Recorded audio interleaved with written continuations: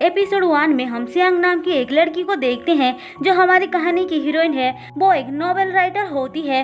वो अभी एक लव स्टोरी का एंडिंग लिख रही होती है जहाँ पे हीरो सैन और हीरोइन ईमो रिवर के पास एंजॉय कर रहे थे। लेकिन तभी वहाँ पे सैन का बेस्ट फ्रेंड बाइली आता है, लेकिन बाइली उसको किसी वजह से मारने आया था। सैन वो देखकर अपना स्नोफ्लेक स्वॉर्ड निकालता है, पर स्वॉर्ड निकालते ही उसके मुंह से खून निकलने लगती है।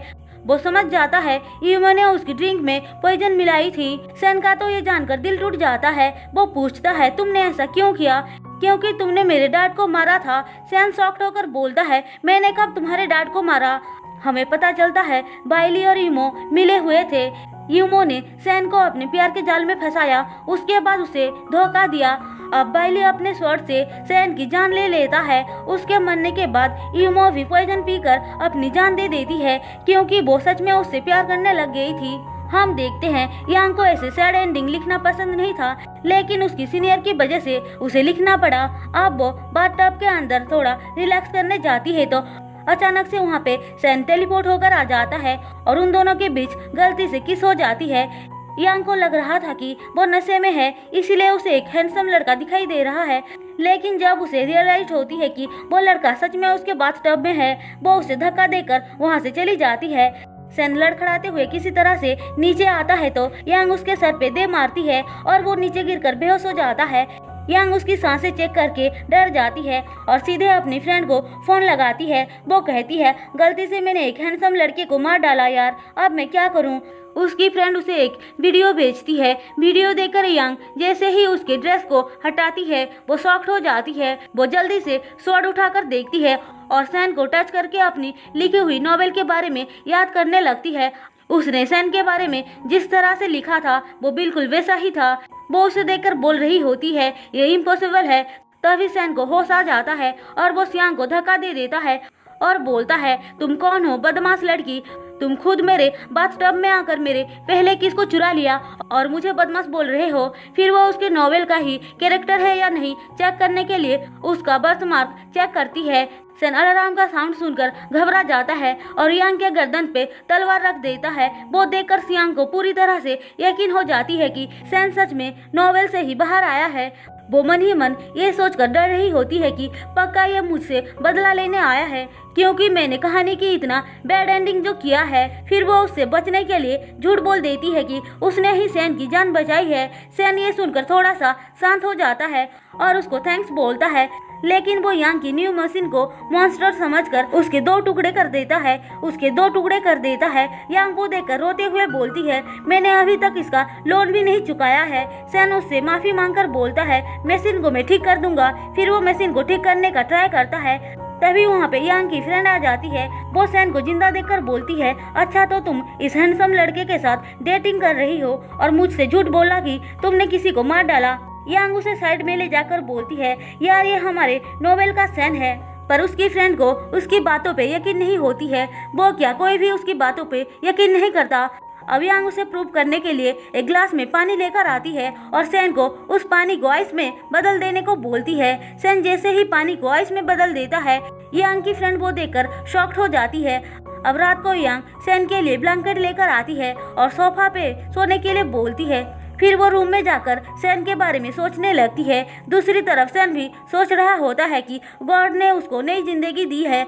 अब वो अपनी पास्ट लाइफ को भुलाकर एक नई शुरुआत करने वाला है। अब सियांग सैन की चोट पे दवाई लगाने के लिए उसके पास आ रही थी, लेकिन तभी वो डोर ओपन करती है तो देखती है सैन बाहर बैठा हुआ है। यांग पूछती है तुम यहाँ पे क्या कर रहे हो? तुम्हें प्रोटेक्ट कर रहा हूँ। वैसे तुम कहाँ जा रही थी? मैं तुम्हारे चोट पे दवाई लगाने जा रही थी। फिर वो सैन के सो जाने के बाद चुपके से आकर उसके चोट पे दवाई लगाती है। अब सीन शिफ्ट होकर हमें एक बार को दिखाया जाता है जहाँ पे एक लड़का गाना गा रहा होता है। वो देखता है एक लड़की वहाँ पर बेहोश पड़ी हुई है। हम देखते हैं वो लड़की ईमो होती है। इसका मतलब सिर्फ सैन ही नहीं, वो अभी टेलीपोर्ट होकर मॉडर्न वर्ल्ड में आ गई थी।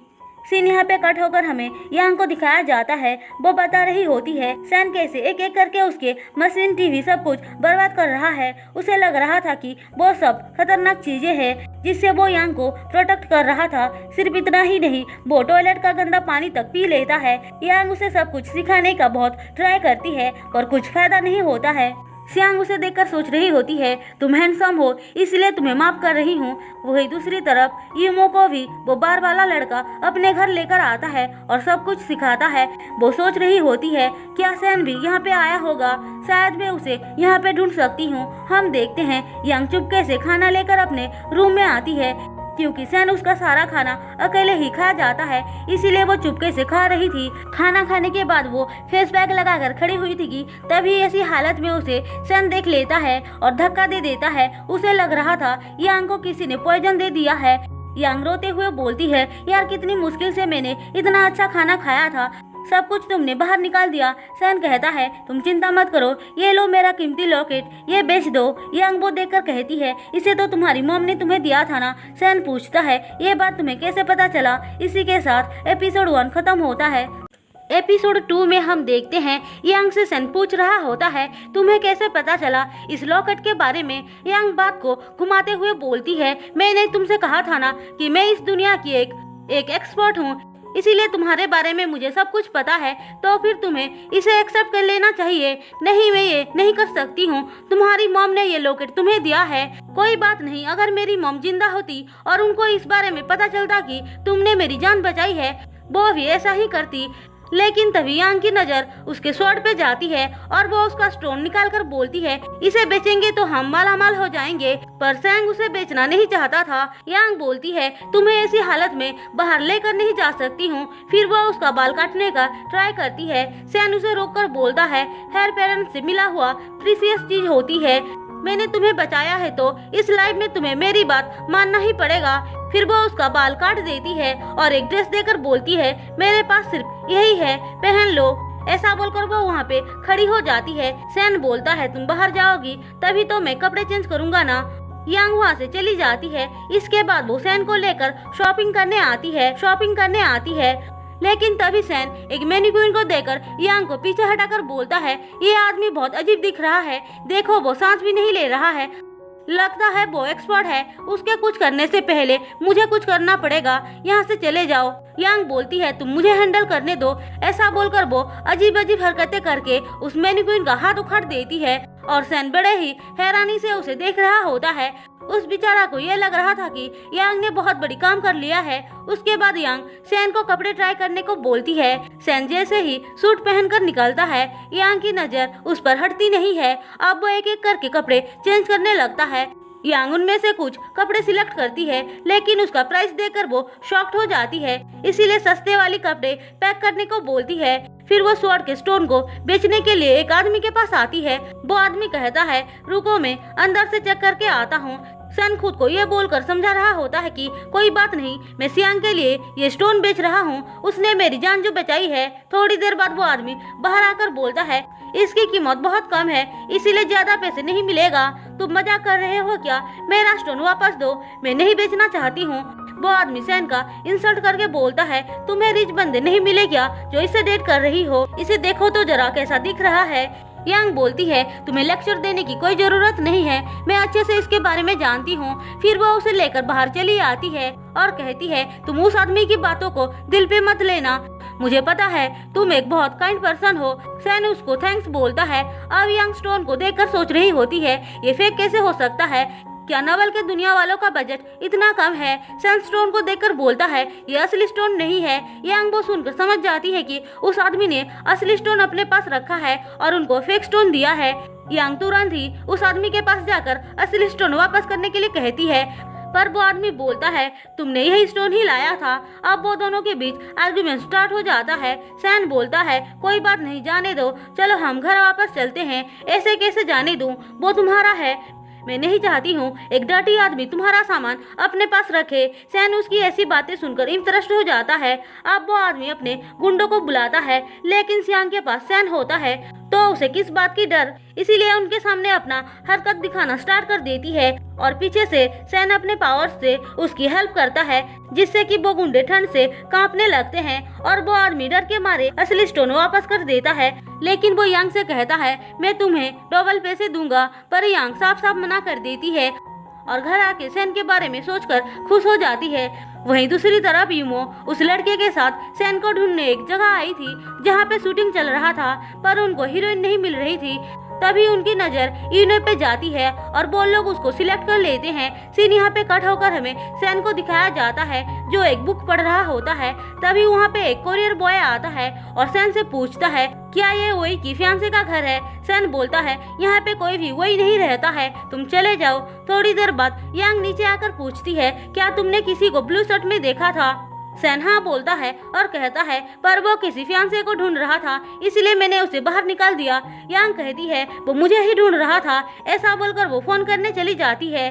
सैन वो सुनकर सड़ हो जाता है और रूम में आकर सोचने लगता है मुझे लगा था यूमे ने जो मेरे साथ किया उसके बाद मैं किसी और से प्यार नहीं कर पाऊंगा, तो फिर मुझे हो क्या रहा है। यांग के फियांसे के बारे में पता चलने के बाद मुझे इतना बुरा क्यों लग रहा है, क्या मुझे उससे प्यार हो गया है।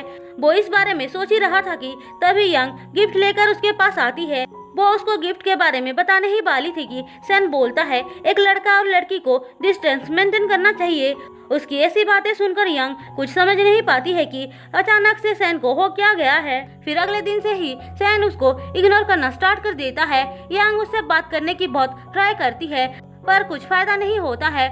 फिर वो गुस्सा होकर बोलती है तुम ऐसे बिहेव क्यों कर रहे हो। सैन कहता है मुझे लगता है अब मेरा जाने का टाइम आ चुका है, तुम मुझे वापस भेज दो। यांग कहती है मैं समझ गई, तुम अभी तक यूमो को भुला नहीं पाए हो।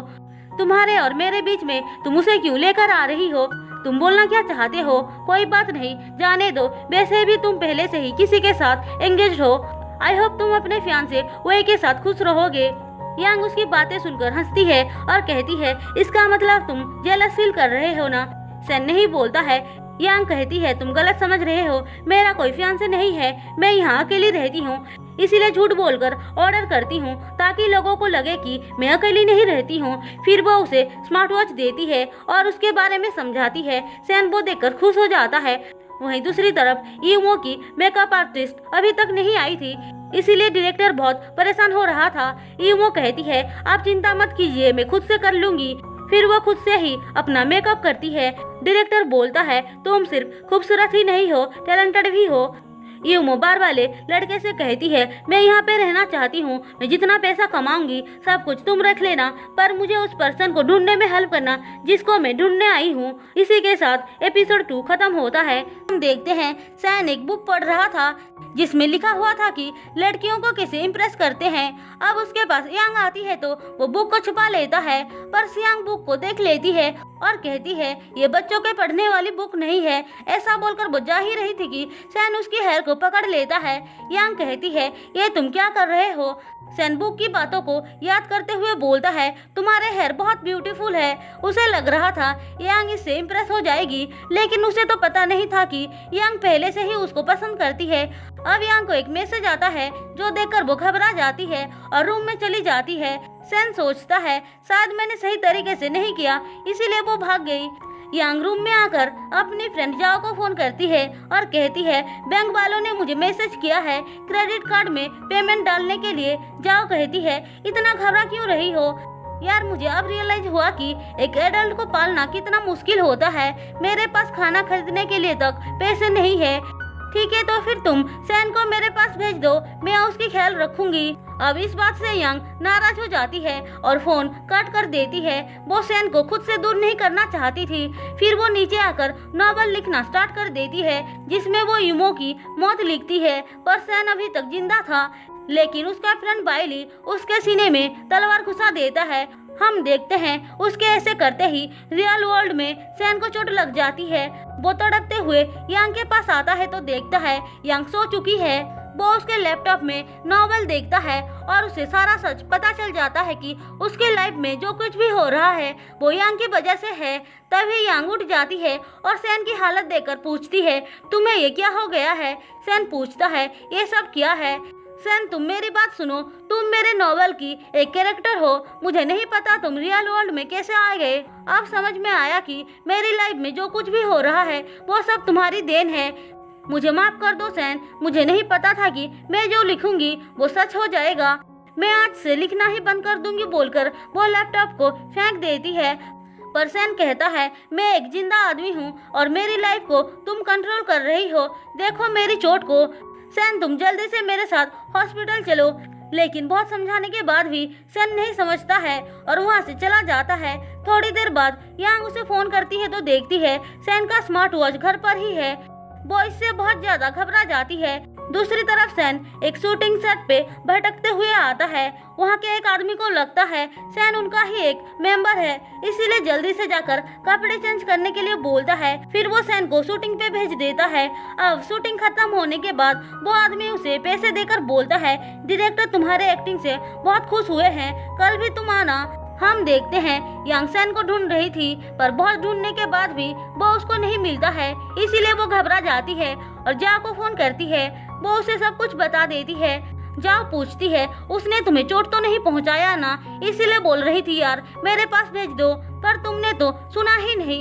यार वो बहुत अच्छा लड़का है, उसने मुझे चोट नहीं पहुंचाया, पर वो घर से कहीं चला गया है, अब मैं क्या करूं। अब एक लड़की सैन का वीडियो बनाकर अपलोड कर देती है, जो यांग भी देख लेती है।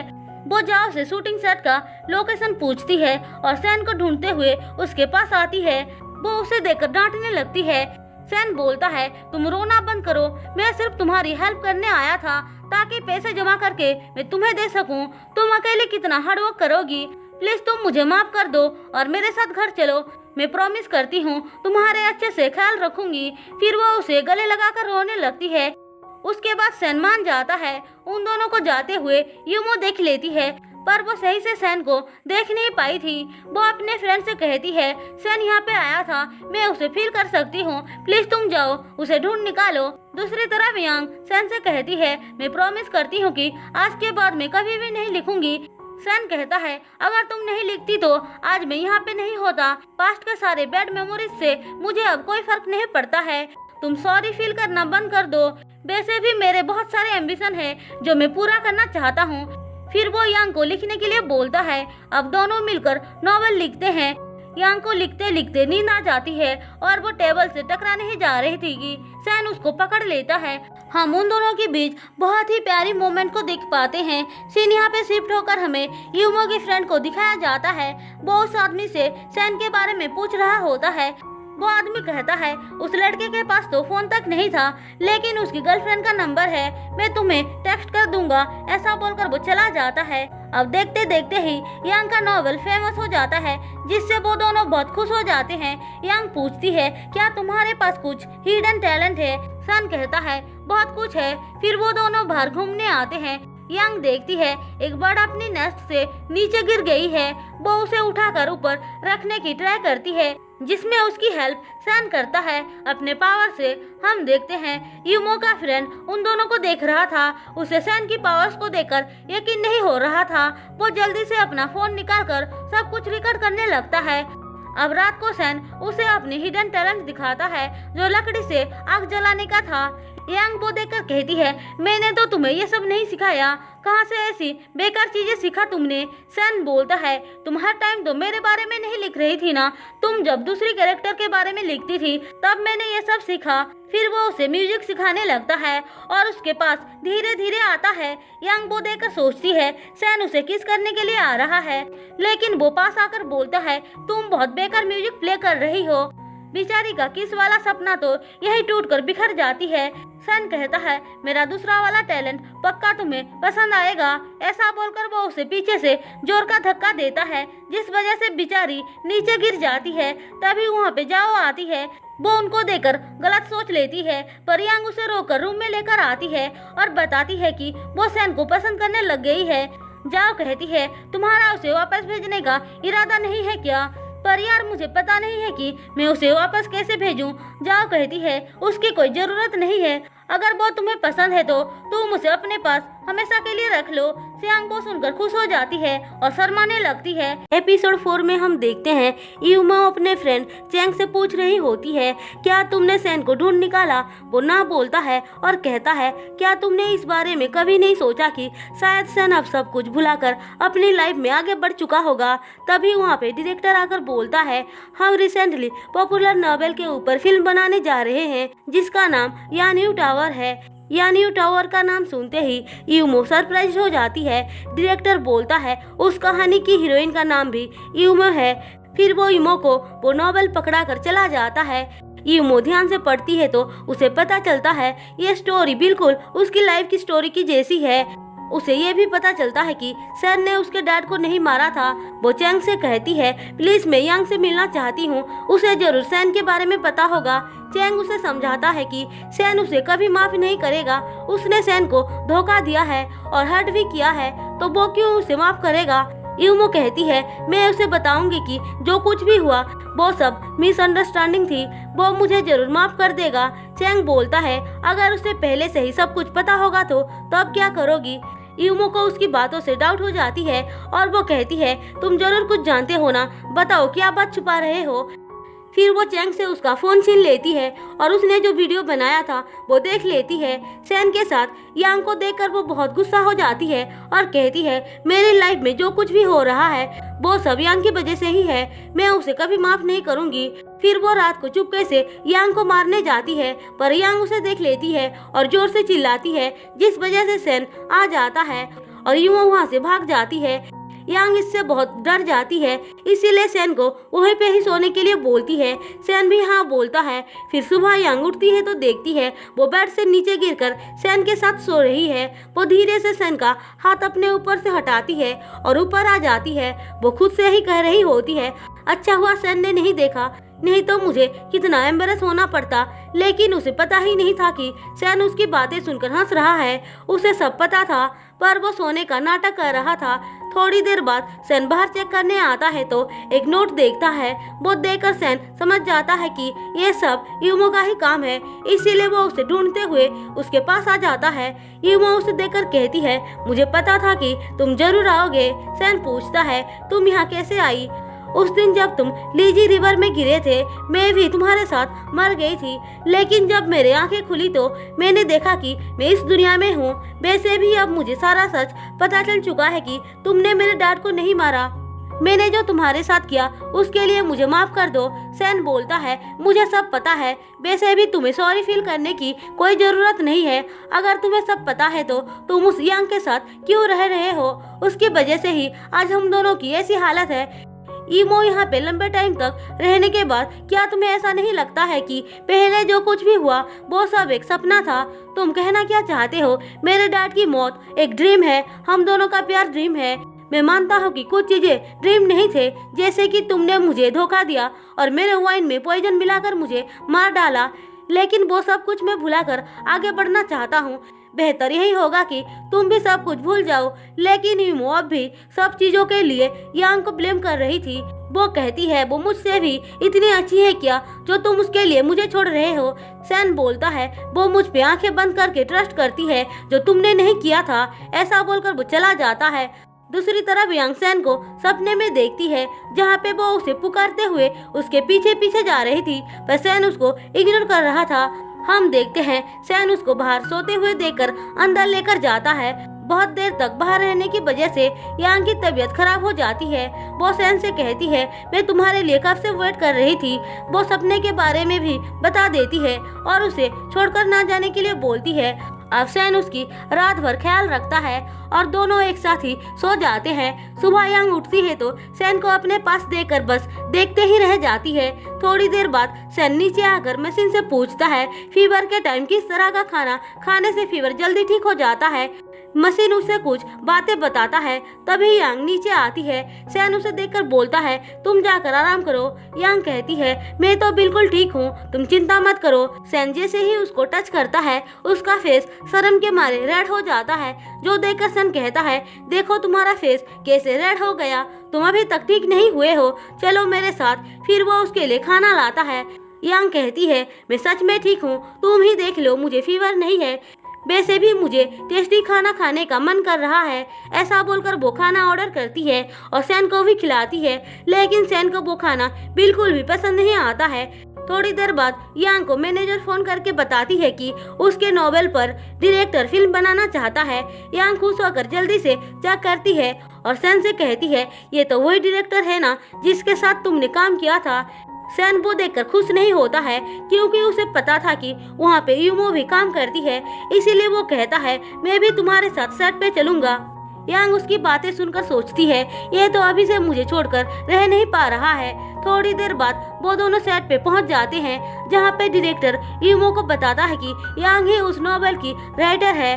सब लोग उसके लिए खुश होकर क्लैप करते हैं। अब डायरेक्टर बताते हैं कि यूमो उनकी हीरोइन है और उसका नाम भी यूमो है। यांग उसे देखकर बहुत तारीफ करते हुए बोलती है, तुम तो बिल्कुल वैसा ही दिखती हो जैसे मैंने यूमो को बनाया था। यूमो कहती है, मैं तभी काम करूंगी जब मेरे ऑपोजिट सैन काम करेगा। यांग ये बात सुनकर बहुत खुश हो जाती है, लेकिन सैन मना कर देता है। बहुत समझाने के बाद वो हाँ बोलता है। उसके बाद शूटिंग स्टार्ट हो जाती है, पर यूमो बहुत गुस्से में थी। ऊपर से सैन यांग के बारे में बहुत तारीफ कर रहा होता है, इसीलिए वो सैन को धक्का दे देती है और सैन नीचे गिर जाता है। यांग वो देखकर जल्दी से सैन के पास जाती है। सैन डायरेक्टर से कहता है, मैंने कहा था ना मैं इस कैरेक्टर के लिए फिट नहीं हूँ, आप किसी और को ढूंढ लीजिए। ऐसा बोलकर वो यांग के साथ चला जाता है। घर आकर यांग उसके चोट पे दवाई लगाती है और यूमो के बारे में भला बुरा कहती है। सैन को यांग की बहुत फिक्र हो रही थी। वो कैसे भी करके उसे यूमो से बचाना चाहता था। वो जानता था कि यांग एक ऑर्डिनरी लड़की है, वो यूमो को टक्कर नहीं दे सकती है, इसीलिए अगले दिन से ही वो उसे ट्रेन करना स्टार्ट कर देता है। लेकिन यांग को उन सब में थोड़ा सा भी इंटरेस्ट नहीं था। वो तो समझ नहीं पा रही थी कि सैन ऐसा क्यों कर रहा है। हम देखते हैं यूमो सब कुछ छुप कर देख रही थी। उसे इस बात से और ज्यादा गुस्सा आता है। अब कुछ दिनों के बाद जाओ यांग से मिलने आती है। सैन कहता है, तुम आज प्रैक्टिस नहीं करने वाली हो क्या? यांग कहती है, आज नहीं करूँगी, मैं जाओ के साथ टाइम स्पेंड करना चाहती हूँ, तुम यहाँ से जाओ। सैन ठीक है बोलकर वहाँ से बाहर चला जाता है। उसके जाने के बाद यांग कहती है, आज सैन का बर्थडे है, इसीलिए मैंने तुम्हें यहाँ बुलाया है ताकि उसे सरप्राइज दे सकूं। जाओ कहती है, तुम बहुत बुरी हो यार, मुझे लगा कि आज चिल्ड्रंस डे है, इसलिए तुम मेरे साथ टाइम स्पेंड करना चाहती हो, पर तुम्हारा तो कुछ और ही प्लान है। यांग खुश होकर बोलती है, आज चिल्ड्रंस डे है ना, मैं कब से सोच रही थी कि मैं सैन को क्या गिफ्ट करूं। यार तुम तो बहुत औसम हो। ऐसा बोलकर वो जाओ को गले लगा लेती है। इसी के साथ एपिसोड 4 खत्म होता है। एपिसोड 5 में हम देखते हैं यांग सैन को गिफ्ट देने के लिए बच्चों का शूज खरीदती है, जो देकर जाओ उसे चिढ़ाते हुए बोलती है, अभी से अपने बच्चों के बारे में सोचने लग गई क्या?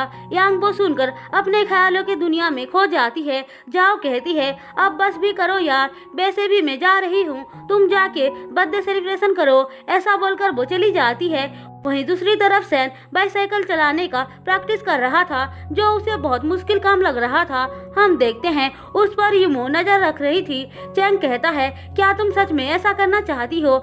यूमो गुस्से में बोलती है, अगर तुम साथ देना नहीं चाहते हो तो जा सकते हो। ऐसा बोलकर वो गाड़ी से उतर जाती है। इसके बाद हमें यांग को दिखाया जाता है। वो गिफ्ट्स को देखकर बहुत खुश हो रही होती है। तभी उसके पास यूमो आती है और ये बात बता देती है कि वही असली यूमो है, पर यांग वो सुनकर खुश दिखाई नहीं देती है। वो पूछती है, क्या तुम दोनों ने एक दूसरे को पहचान लिया? हाँ, तभी तो सैन मेरे सेट पे गया था ना, थैंक्स उसका ख्याल रखने के लिए। वैसे भी हम दोनों ने वापस जाने का डिसाइड कर लिया है। तुम कहना क्या चाहती हो? यही कि सैन तुम्हारी हेल्प इसीलिए कर रहा था क्योंकि एक बार तुमने उसकी जान बचाई थी। वो तुम्हें प्रोटेक्ट करना चाहता है, तभी तो तुम्हें मार्शल आर्ट्स भी सिखाया है ताकि उसके जाने के बाद तुम खुद को प्रोटेक्ट कर सको। यांग बोलती है, तुम रियल यूमो हो, पर तुम वैसे नहीं हो जैसे मैंने तुम्हारे बारे में लिखा था। यूमो उसकी बातें सुनकर अपनी पावर उसके सामने दिखाते हुए बोलती है, तुमने ही मुझे फोर्स किया था मेरे प्यार को मानने के लिए। उस दिन से मैं बदल चुकी हूँ। यांग उससे माफी मांगती है। वो कहती है, मैंने जानबूझकर कुछ भी नहीं किया है, वैसे भी मेरे और सैन के बीच अब एक रिश्ता बन चुका है। यूमो कहती है, तुम पागल मत बनो, तुम्हें अच्छे से पता है सैन मुझसे कितना प्यार करता है। क्या तुम्हें उसके करीब जाने से अनकंफर्टेबल फील नहीं होती है? भूलो मत कि हम दोनों रियल वर्ल्ड से नहीं है और बहुत जल्द ही वापस चले जाएंगे। उसके लिए वेट करने की कोई जरूरत नहीं है। अब सीन शिफ्ट होकर हमें सैन को दिखाया जाता है। वो हॉस्पिटल में था क्योंकि चैंग ने उसे गाड़ी से टक्कर मार दिया था। वो भी यूमो के कहने से वो बेहोशी के हालत में भी यांग का ही नाम ले रहा था, जो सुनकर यूमो को अच्छा नहीं लगता है। सैन को जब होश आता है, वो यूमो को देखकर उससे अपना हाथ छुड़ा लेता है। यूमो कहती है, क्या तुम भूल गए आज तुम्हारा बर्थडे है? हम दोनों कैसे एक साथ तुम्हारा बर्थडे सेलिब्रेट करते थे। फिर वो उसे एक गिफ्ट देती है जो लेने से सैन मना कर देता है और यांग के बारे में पूछता है। यूमो कहती है वो नहीं आएगी, चलो हम दोनों वापस नोबल वर्ल्ड में चले जाते हैं और वहाँ खुशी खुशी रहते हैं। सैन कहता है क्या तुम यांग के पास गई थी, बताओ तुमने उसके साथ क्या किया, तुम्हें क्या लगता है मैं किस टाइप की पर्सन हूँ। हाँ ये सच है कि मैं उसके पास गई थी, लेकिन मैंने सिर्फ उससे बात की, उसे टच तक नहीं किया। तभी वहाँ पे चैंग आता है। उसे देखकर सैन को याद आता है बेहोश होने से पहले उसने चैंग को देखा था। वो तुरंत ही समझ जाता है कि यूमो ने ही उसका एक्सीडेंट करवाया था।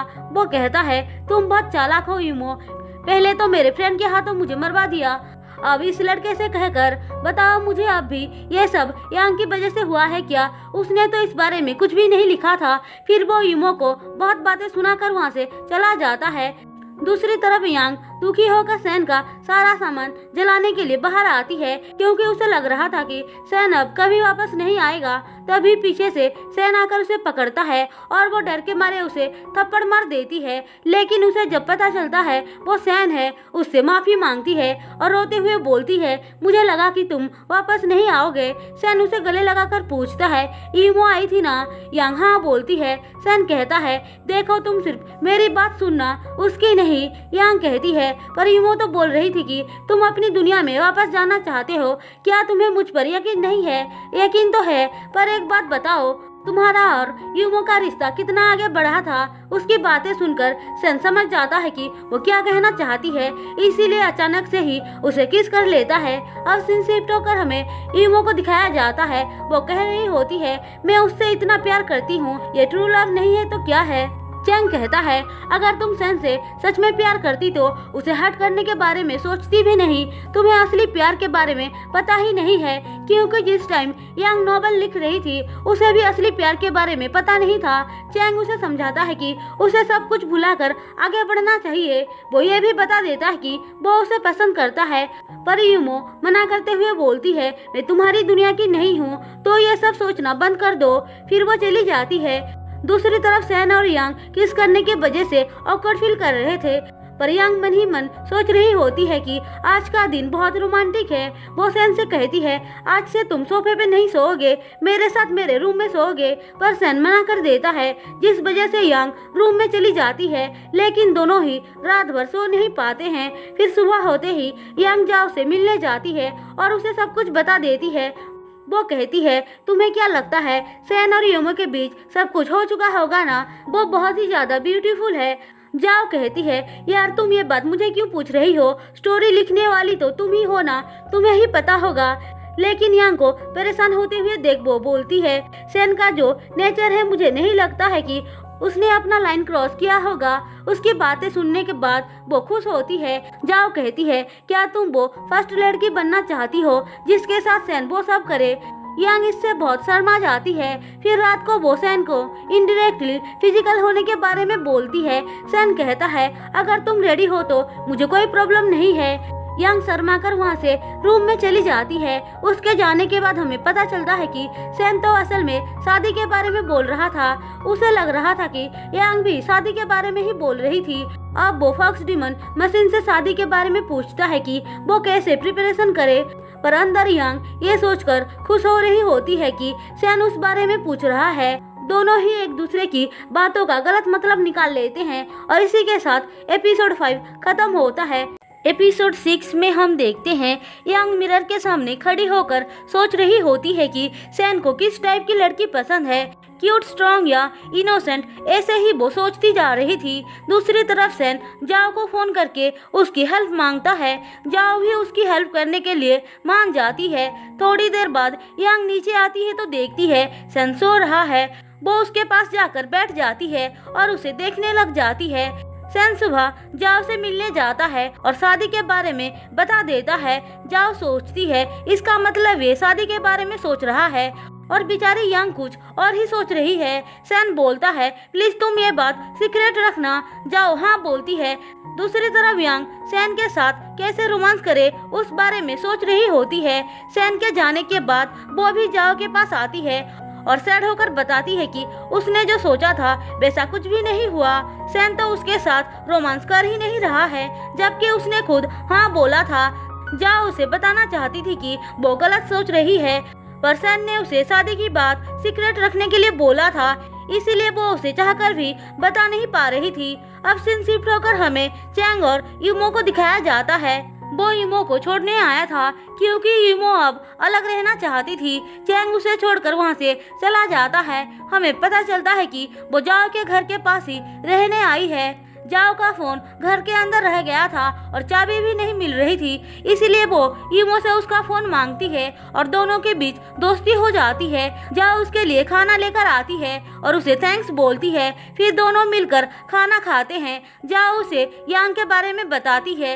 यूमो कहती है, क्या तुम वो नॉवेल लिखने वाली यांग के बारे में बोल रही हो? जाओ हाँ बोलती है।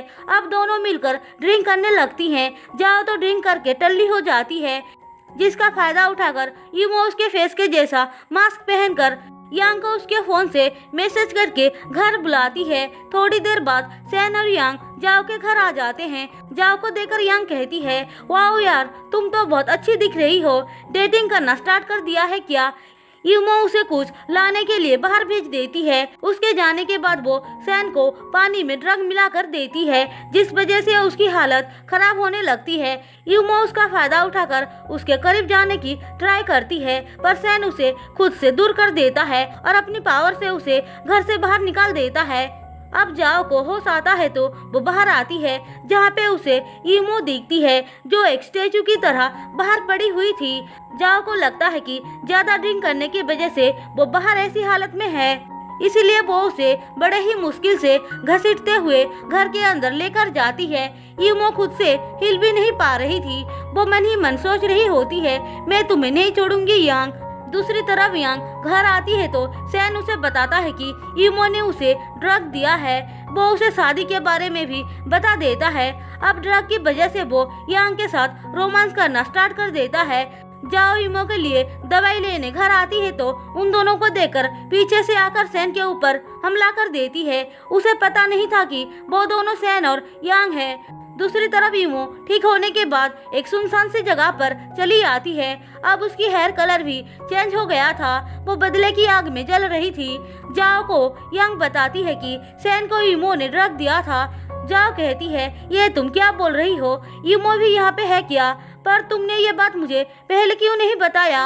अब सैन और यांग घर आकर अपने फ्यूचर के बारे में बात करके खुश हो रहे थे। फिर अगले दिन सैन यांग को घुमाने के लिए लेकर जाता है और वो दोनों खूब एंजॉय करते हैं। उसके बाद सैन उसे शादी के लिए प्रपोज कर देता है। यांग इससे बहुत खुश हो जाती है। फिर वो दोनों किस करते हैं। अब कुछ दिनों के बाद यांग एक लेटर और वेडिंग ड्रेस घर के बाहर रख देती है। सैन जब लेटर पढ़ता है तो उसे पता चलता है कि यांग रिवर के पास उसका वेट कर रही है शादी के लिए। वो रेडी होकर यांग से मिलने जाता है, लेकिन यूमो को जब उसकी शादी के बारे में पता चलता है, वो यांग के घर आकर उसका लैपटॉप ओपन करती है और अपनी मर्जी से नॉवेल लिखने लगती है, जिस वजह से सैन को कुछ होने लगता है। यूमो सब कुछ लिखने के बाद लैपटॉप लेकर चली जाती है। हम देखते हैं सैन खुद को किसी तरह से संभाल कर यांग के पास पहुंच जाता है। फिर दोनों शादी कर लेते हैं। दोनों ही बहुत खुश थे। उसके बाद दोनों एक दूसरे की बहुत करीब आ जाते हैं, लेकिन यूमो की नॉवेल में किए हुए गड़बड़ी की वजह से सैन का दिमाग खराब होने लगता है। यूमो ने लिखा था कि सैन पागल होकर अपने हाथों से यांग को मार डालता है। सैन खुद को बड़े ही मुश्किल से रोकता है और घर से भाग जाता है। यांग सुबह उठती है तो उसे ना देखकर परेशान हो जाती है। फिर उसे नॉवेल के बारे में पता चलता है, लेकिन वो कुछ नहीं कर सकती थी क्योंकि लैपटॉप तो यूमो के पास था। वो बेचारी रोने लगती है और पागलों की तरह सैन को ढूंढने लगती है। हम देखते हैं सैन एक जगह खराब हालत में बैठा हुआ था, जिसके पास यूमो आती है। उसे लग रहा था कि सैन अब उसका है, लेकिन सैन के मुंह से यांग का नाम सुनकर वो गुस्से में पागल हो जाती है और यांग को फोन करके अपने पास बुलाती है। वो जब सैन के करीब जाती है, सैन उसे धक्का दे देता है। थोड़ी देर बाद यांग वहाँ पे पहुँच जाती है और सैन की हालत देखकर रोने लगती है। वो यूमो से कहती है, तुम तो सैन से प्यार करती हो ना, तो फिर ये सब क्यों कर रही हो? ईमो बोलती है, मैं तुम्हें भी ये फील करवाना चाहती हूँ कि अपने प्यार को खोकर कितना दर्द होता है। फिर वो यांग को मारने के लिए अपनी तलवार निकालती है। वो उसे मारने के लिए जैसे ही तलवार उसके तरफ बढ़ाती है, उसके सामने सैन आ जाता है और उसे चोट लग जाती है। सैन कहता है, अब तो सुधर जाओ ईमो और जाके अपनी लाइफ अच्छे से जियो। ईमो चुपचाप वहाँ से चली जाती है। यांग सैन के लिए बहुत रोती है। सैन उसके बाहों में ही अपना दम तोड़ देता है। अब यांग को हम बाथटब में देखते हैं। वो उठते ही सोचती है क्या वो सब सपना था। फिर वो सैन के साथ बिताए हुए मोमेंट्स को याद करने लग जाती है। फिर वो नॉवेल में लिखती है, सैन को यांग नाम के एक लड़की आकर बचाती है। बाद में वो दोनों एक दूसरे से प्यार करने लग जाते हैं और खुशी खुशी अपनी लाइफ बिताते हैं। अब यांग नोबेल की वजह से बहुत फेमस हो जाती है और उसके बहुत सारे फैंस भी बन जाते हैं। उसकी मैनेजर कहती है, अब हम यांग के सबसे बड़े फैन से मिलने जा रहे हैं। ऐसा बोलकर वो उसे स्टेज पे बुलाती है, जिसे देखकर यांग देखते ही रह जाती है, क्योंकि वो कोई और नहीं सैन होता है। यांग उसे देखकर उसके पास आती है। सैन उसे देखकर मन में कहता है, माफ करना इतना वेट करवाने के लिए। इसी के साथ इस कहानी की दी एंड होती है। दोस्तों, अगर आपको मेरी एक्सप्लेनेशन पसंद आई हो तो चैनल को सब्सक्राइब और वीडियो को लाइक जरूर कर देना।